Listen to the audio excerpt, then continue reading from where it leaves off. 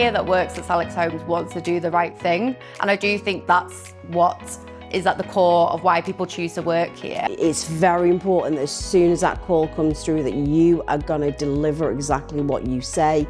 I think a lot of the work that we do is on trust, and it's building that rapport, and it's showing people that you care, but that you can also be the critical friend. And it can be difficult. No one likes to hear the word no, but it's also having that great relationship with people and just saying, this is what I can do for you now. You phone them personally, you try to see what the issues are, and you try rectify them as quick as possible, basically.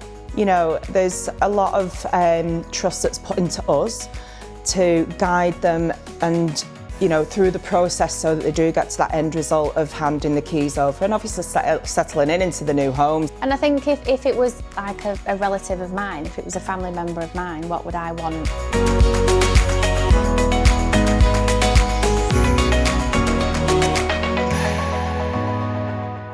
Working together just means that we provide a far better service, really. So, without a collaborative nature of this business just wouldn't work. Making sure that we've got the right people in the room to do the right work, and not just everybody working in their own little individual silo of that process. We recognise what our strengths and weaknesses are, and we do bounce off one another. I think a lot of the customers see that as well. If you're the back office staff, you're still advocating for people, you're still having to be working a team and be successful and collaborative. Every property that you go into is different, everybody's circumstances are different, so there's a lot of training that's needed in terms of processes, but I think you best develop your communication with people by being out and about and speaking to people. It's the best part of the job, the day when you're meeting people outside the new home and they're excited and they've got the moving van there and they're ready to move in and they're going around checking out the property. That is the best part. That's the most rewarding part of the job.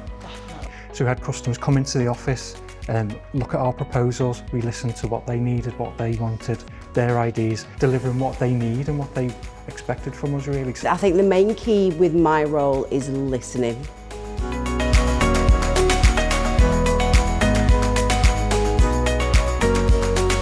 For some people, you might be their only point of contact, so it's really important that the issues that they're bringing to you, you take that on and you rectify it for them, because they might not have anybody else to speak to about it. She's a little language barrier. She speaks Cantonese, not great English, so where I could support her and speak on her behalf, I would do. If I know that something is right, then I will absolutely advocate for that.